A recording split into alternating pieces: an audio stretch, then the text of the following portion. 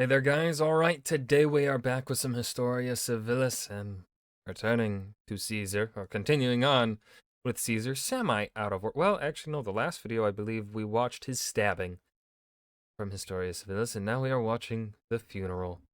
I don't believe I've reacted to this video before. I looked on my channel and I didn't see it, so I'm gonna assume I have not watched this one yet. So without further ado, let's go ahead and dive right in.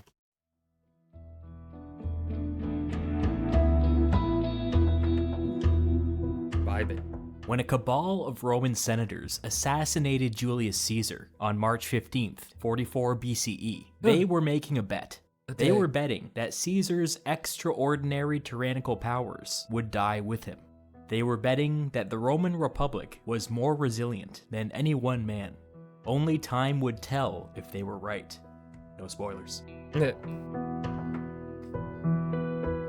Remember, don't look in the comments. There might be spoilers down there, so stay until the end. In the moments after Caesar's assassination, the conspirators marched out of the theater of Pompey and proudly showed off their blood-soaked weapons, hands, and clothing.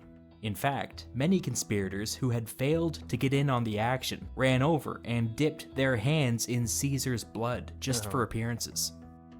Caesar's co-consul Antony had not been present for the assassination. He had been strategically detained outside. When he learned of Caesar's fate, he threw on some clothing to disguise himself as a slave, rushed home, and began planning his flight from the city. As a group, the conspirators crossed the Pomerium and marched on the Capitoline Hill, escorted by armed gladiators. They picked up a bunch of followers along the way. Somebody grabbed a pole, placed the iconic hat worn by freed slaves on it, and carried it high in the air before the victorious conspirators. The tyrant was dead. Rome was free. Word began to spread throughout the city. The ringleaders of the successful conspiracy, Decimus, Cassius, and Brutus, were overjoyed. But by the time they reached the Capitoline Hill, the city was falling into a bit of a panic. The streets were empty. The rumor was that a group of senators and gladiators had gone mad and were indiscriminately killing people on sight. People were fleeing to their homes. Several conspirators, including Brutus, addressed a small crowd, saying, in part, "There's no reason to be upset. Nothing bad has happened. Nobody has been murdered. A tyrant has been killed." We don't have a lot of details from this speech, but the general vibe is that it didn't go over that well. When the crowd was informed of Caesar's death, they mostly just listened in silence. For all of Caesar's faults, he was popular with the people. Now, the future of Rome was uncertain. Speaking of an uncertain future, the conspirators didn't really know what to do next. Oh my god, they didn't. Yeah, we're gonna murder, like, the most powerful man in our empire, and then we're not gonna think about what to do after, once there's that massive power vacuum.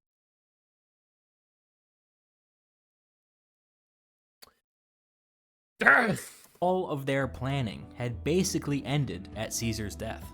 There had always been vague notions of a political movement to restore and revitalize the Republic, but nobody really knew what that meant. And this is, honestly, this is probably why they failed. This is probably why they failed, because they didn't make a plan. If they had, they're like, all right, we're gonna kill Caesar, and then we're gonna immediately make motions in the Senate, or whatever, I don't know, Roman governmental practice or whatever. Like, immediately, like the moment you kill him, you immediately start moving. You're like, all right, new elections for whatever the position was, and get these laws into place or whatever, restore the republic, make some constitutional, I don't know, amendments, whatever, I don't know what they have. Just make laws so that then this tyrant can never happen again or whatever, and they didn't even think of it. My god. They needed a leader.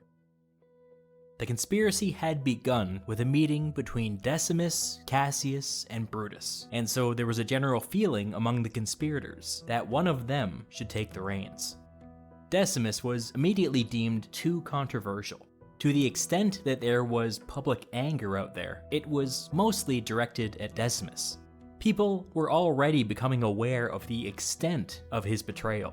The fact that Decimus and Caesar broke bread the night before the assassination would become a big deal in the days to come. Decimus was fine with this. He was a military man and had very little experience with or taste for politics. Cassius was another possibility, but he was another military man with a reputation as a hothead. Personally, he had very little time for diplomacy. Not a great quality in a politician. Yeah. That left Brutus. He didn't have a lot of political experience, but he was a deep thinker and a good public speaker. Big brain. He also had a famous name, claiming to be the descendant of another famous Brutus, who had founded the Republic by expelling the last king of Rome. The message of another Brutus expelling another king, founding another republic, was powerful. That settled it. Going forward, Brutus would be the public face of this new political movement. The conspirators couldn't be sure how the world would react to Caesar's murder. For the time being, they decided to use their armed gladiators to barricade themselves on the Capitoline Hill. It's worth noting that there's been a lot of second guessing as to whether or not this was a smart move, since occupying the Capitol seems less like a political movement thing, and more like an insurrectionist thing.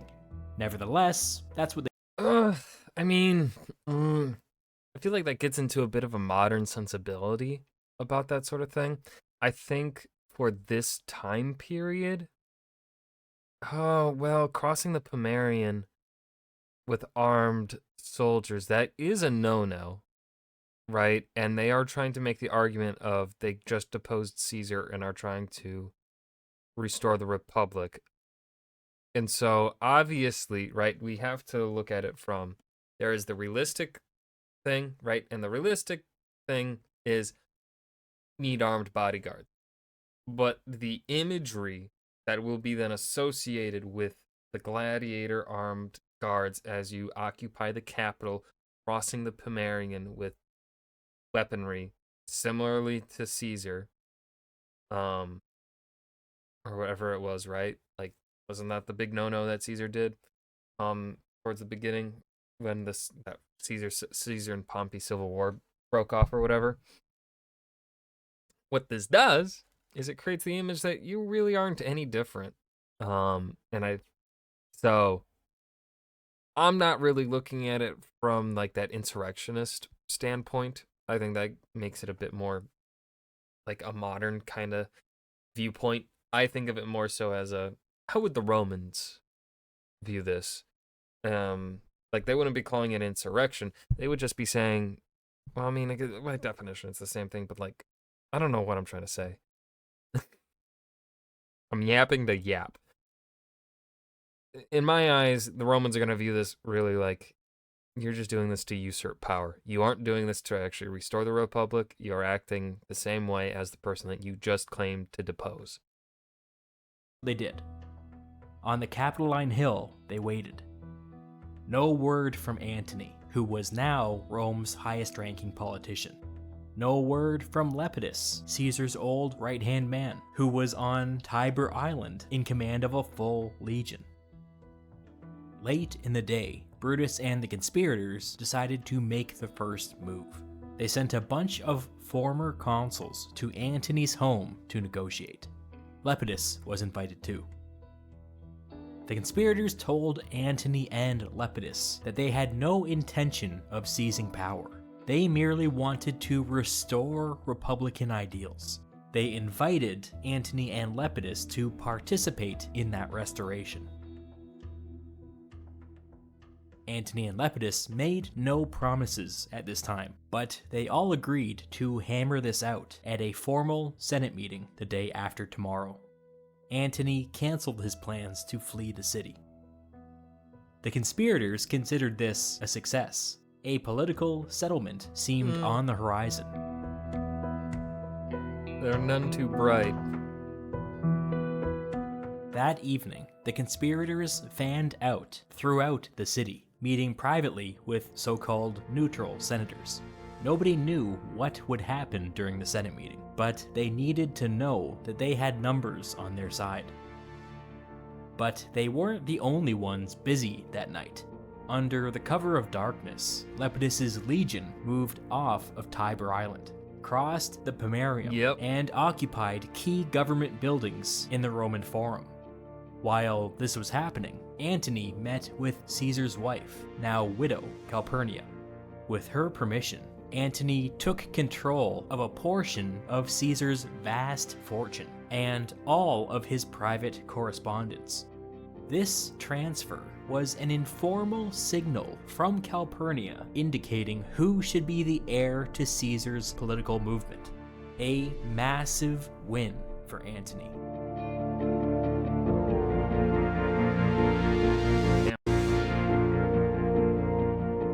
The Senate meeting took place in the Temple of Tellus, on neutral ground, way over on the Esquiline Hill. Lepidus stationed soldiers just outside the temple. Brutus decided that for their own safety, none of the conspirators should attend the meeting. This was perhaps a foolish move, and it was much criticized after the fact, but Lepidus's soldiers inside of Rome's Pomerium were making everybody nervous. The conspirators sent a bunch of prominent senators to advocate on their behalf, including perhaps the most prominent senator of all, Marcus Tullius Cicero. The Senate was broadly supportive of what the conspirators had done. They agreed that Caesar showed kingly ambitions, and many argued that the Senate should somehow thank the conspirators for their service to the Republic. Antony rose to speak. He said that a Roman consul had been assassinated, and Caesar's soldiers would not tolerate the Senate thanking his killers. That would be a step too far. Another question facing the Senate, just as important, was whether or not they considered Caesar a tyrant. If Caesar was declared a tyrant, all of his political acts would be declared illegal and would be repealed. Caesar had pushed through a ton of legislation. This would be incredibly chaotic. Additionally, anybody appointed to office by Caesar would have to step down. Antony offered a compromise. Oh yeah, because wasn't there tyrants get wasn't part of the checks and balances of the Roman tyrant, wasn't it that essentially they can do whatever the fuck they want while they are tyrant, but the moment that they are no longer tyrant, everything that they did goes back to the way things had been before they were a tyrant. And not necessarily, right, we need to make the clarification, though most of you watching might already be aware, the word tyrant, as the Romans were using it at this point in time, was not a negative word, right? It was something, it was just like a political position in times of necessity is essentially when it was supposed to be used. Obviously, they are trying to declare Caesar here as a tyrant so that they can just do away with his repeals because they're just not fans of him, right? They don't want Caesar to really be remembered fondly. That's really that's our ultimate goal. They want to do away with Caesar's popularity, because I'm assuming that they're at least intelligent enough to know that they're in a risky situation here in terms of popularity. He said that if the Senate agreed to ratify all of Caesar's acts, he would agree to offer the conspirators not exactly thanks, but amnesty, a truce, an end to the violence. Cicero made a long speech in favor of Antony's compromise position, and with his support, the Senate... Honestly, Antony's idea there is not, that's a pretty good idea. It made it official. Antony, pretty smart. All of Caesar's legislation was ratified by the Senate. The conspirators were granted immunity for Caesar's murder. An interesting footnote to all this is that Cicero would later write that he did not feel free to speak his mind during this Senate meeting. Oh. The conspirators had their gladiators, Antony and Lepidus had their soldiers, and Cicero had nothing. He saw a chance at peace, and he took it. But in no way was he comfortable ratifying Caesar's illegal actions. That evening, as a symbol of their reconciliation, Antony hosted Cassius for dinner, and Lepidus hosted Brutus. At the Antony-Cassius dinner, Antony tried to lighten the mood Smooch. by joking around and asking if Cassius had a dagger hidden on him. Cassius replied, "I own such a dagger, and if you follow in Caesar's footsteps, maybe you'll get to see it someday." Oh, that's a bit aggressive. Good lord. Cassius's reputation as a hothead was well earned. Yeah. Maybe Soon Antony should have met after with this Brutus. rapprochement between the two factions, a small group of Caesarians met in Antony's home and opened up Caesar's last will and testament. Its contents were surprising. Caesar's will stipulated that every adult male citizen receive from his personal estate the equivalent to like 3 months' wages for Damn. a Roman soldier. A truly mind-blowing expense, incredibly generous, and enough money to really make a difference in the lives of Rome's poor. He also gifted to the Roman people one of his estates on the other side of the Tiber, saying that it should be converted into a public park. Oh, nice. After these expenses were met, the rest of his vast fortune would be broken up like this. Octavius, Caesar's sister's grandson, would receive 75% of whatever was left. The remaining 25% would be split between 2 of Octavius's cousins. In the will, these 3 beneficiaries were referred to as Caesar's primary heirs. He also named a number of secondary heirs, who were basically named just in case everybody else was dead. These secondary heirs would also be responsible for bringing up any of Caesar's non-existent children. Dang, I guess Caesar really was ambitious. Antony was named as a secondary heir, but so was Decimus, one of the chief architects of Caesar's assassination. This Oh really boy. goes to show the full extent of Decimus's betrayal. But that was all preamble to the shocking reveal contained within the will. Caesar would posthumously adopt his 18-year-old great-nephew as his son and heir. In doing this, he gave Octavius the most precious thing he possessed. He gave him his name, Caesar. Dun dun dun. Reportedly, Antony felt slighted by Caesar's will. He considered himself the heir to Caesar's political movement, but apparently Caesar didn't feel the same way. Octavius wasn't even in Rome. He was off in Illyricum, preparing for a military campaign that would never come.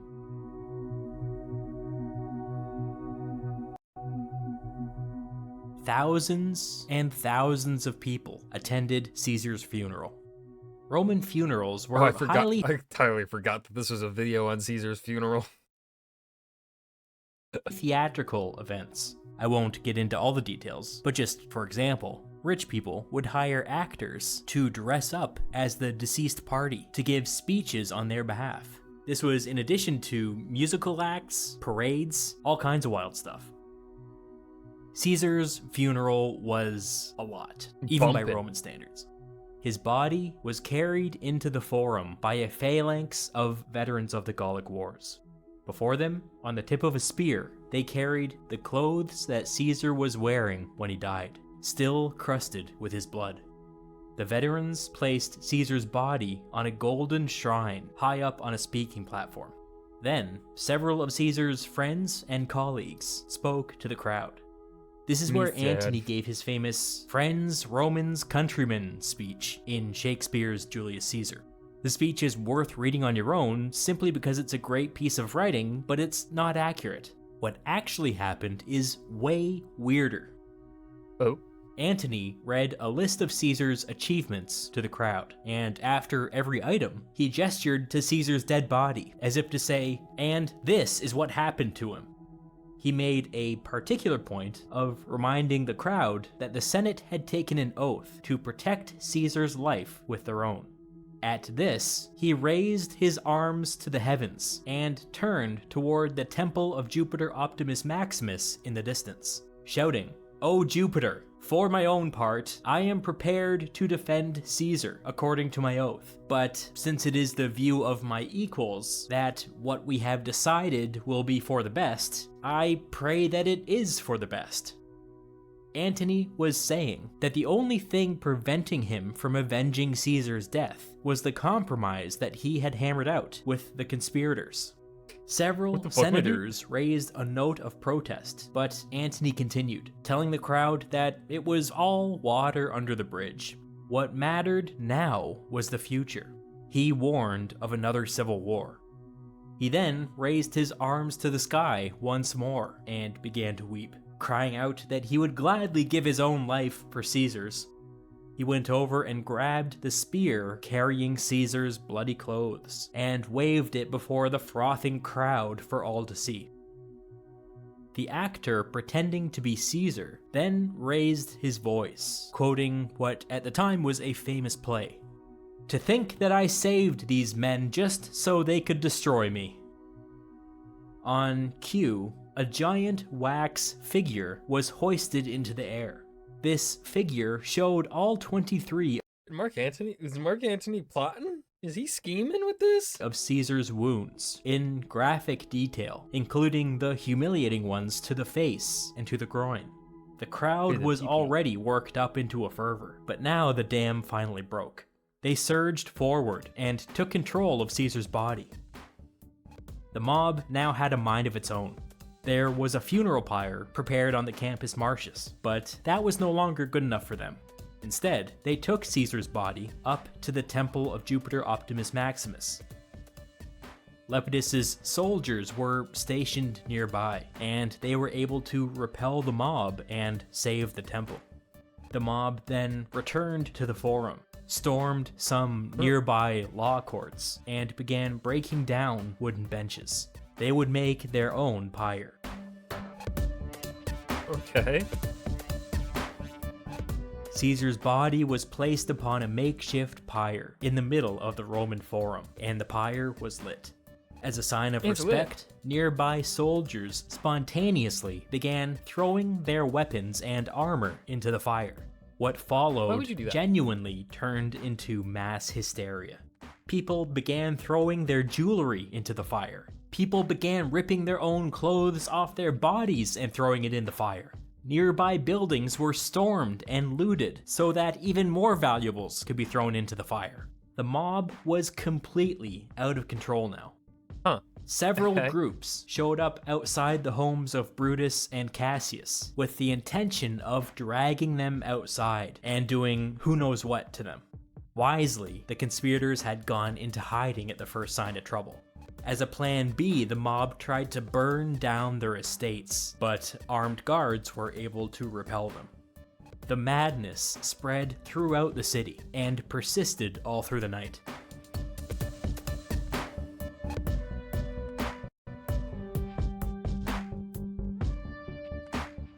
By the next morning, several important buildings in the Roman Forum had been consumed by Caesar's funeral pyre. Caesar's assassins had lost the support of the people.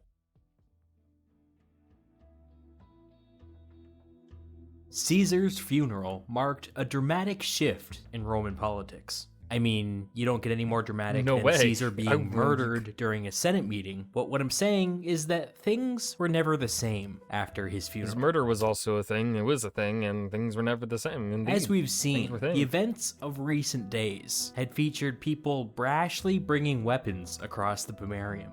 Lepidus had done it with his soldiers. Decimus had done it with his gladiators. This was supposed to be a death penalty offense, but in the chaos following Caesar's death, nobody had bothered to enforce this rule. From his position as consul, Antony made an announcement.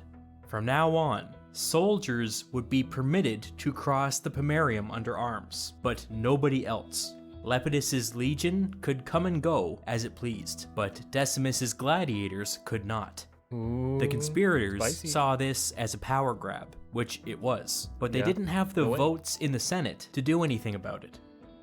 Antony Outplayed. followed this up with a written letter to the three main conspirators, Decimus, Cassius, and Brutus, informing them that, as consul, he could no longer guarantee their safety. Regrettably, too many soldiers wanted vengeance for Caesar. It doesn't take a genius to see the threat hidden in that message.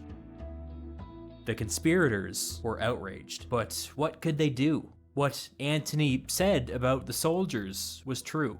Besides, were they gonna insist on being able to bring their armed thugs across the Pomerium? How would that go over with the public? Not well. Decimus had had enough. Next year, he was scheduled to take over as the governor of Cisalpine Gaul, which, according to Caesar's example, was Rome's most strategically significant province. It wouldn't hurt to head up there early to start making preparations. Cassius and Brutus spent some more time weighing their options, but they couldn't come up with anything. They eventually decided to retire to the Italian countryside and wait for the situation in Rome to cool down. On his way up north, he gets Decimus stabbed, doesn't he? wrote to Trebonius, another conspirator No. who was on his way to his province in Asia Minor. Something to the effect of, "Get ready. If Antony makes a move, we might need you to raise an army." Cicero was distraught over the abrupt retreat of the conspirators.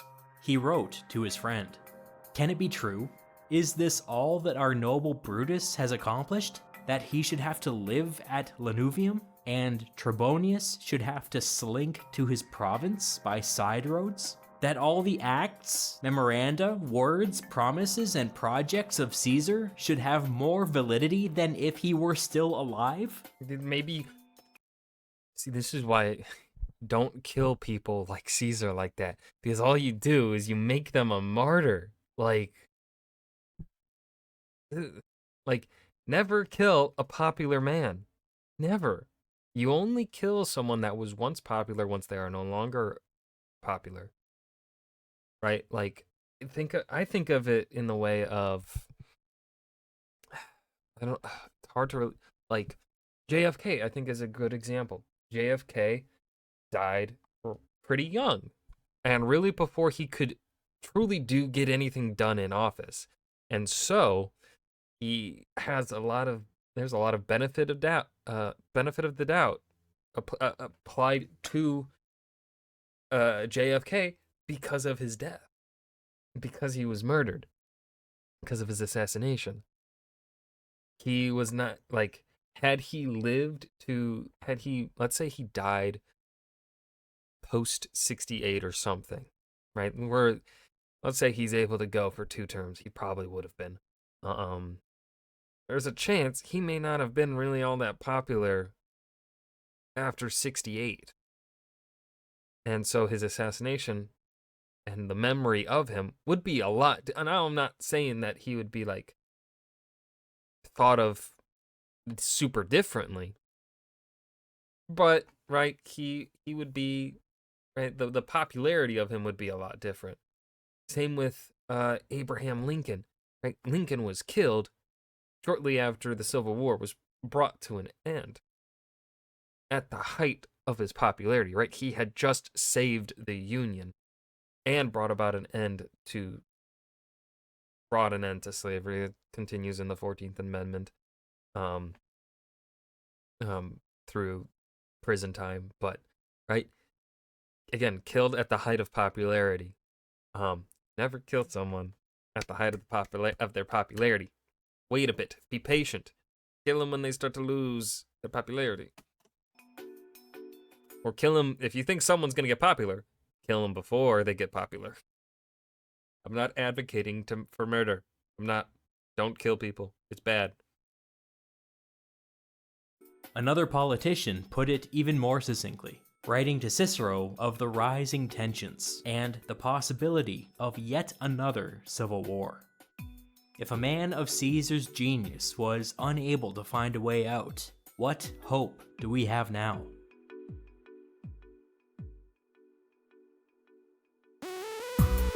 that was Caesar's Funeral, 44 BCE by Historia Civilis. I enjoyed this episode. I really do love Historia Civilis's videos. I just love, for the most part, his pacing is really, really good. Then again, I don't think I've watched any of his newer videos lately, so maybe it's different. But at least these the videos surrounding Caesar tend to be very well paced. I tend to really enjoy I hope you guys enjoyed as well. Remember to hit that like button and subscribe for more. Let me know your thoughts in the comment section below. I will see you guys in the video. Peace.